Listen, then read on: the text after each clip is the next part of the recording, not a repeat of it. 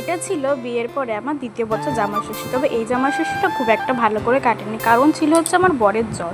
যদিও ডাক্তার দেখিয়েছিলাম, ওষুধ খাইয়েছিলাম, ডাক্তার বলেছিল নর্মাল ভাইরাল ফিভার ছিল। তারপরে আমরা সব বাড়ি থেকে বেরিয়ে একদম মিষ্টি নিয়ে চলে গিয়েছিলাম ও বাড়িতে। যাওয়ার পর ওষুধটা একদম ঠিকঠাকই ছিল, সবটাই ঠিকঠাক চলছিল যদিও সকাল থেকে। তারপরে দেখো ওর সাথে আমি একটুখানি ভিডিও ক্লিপস নিয়েছিলাম, তা ও কিন্তু মানে যতক্ষণ শরীরটা ঠিক থাকে না, ও মানে ঠিকঠাক থাকার চেষ্টা করে, ঠিক ছিল।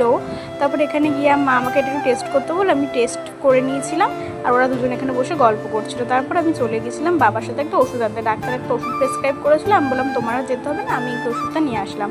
তারপর এসে দেখছি ওখানে ব্রেকফাস্ট খাচ্ছে, আর এখানে ভাগ্নিও খেয়ে নিয়েছিল, আমিও ঝটপট করে ব্রেকফাস্টটা সেরে নিয়েছিলাম। তারপরে মায়ের হাতে হাতে একটু হেল্প করতে মা বলল কি মাছ ভাজা টাকা, মাছ ভাজা খেতে আমি ভীষণ ভালোবাসি, ওই জন্য ওটা খেয়ে এখানে গুড্ডি দিয়ে তালের শাঁস ছাড়িয়ে দিচ্ছিলো। কাকা এনে দিয়েছিল একটা আইসক্রিম খেতে ভীষণ ভালোবাসি, আর জামাই ষষ্ঠী মানেই খাওয়া দাওয়া। মা এখানে মাটনের মশলা কষাচ্ছিল, বাবা কেটে নিচ্ছিল ইলিশ মাছ। তারপরে দেখো আমি এখানে স্নান টান করে ফ্রেশ হয়ে চলে এসেছিলাম। তারপরে খেয়ে নেবো একটু মটন কষা, মটন কষা মানেই স্বর্গ।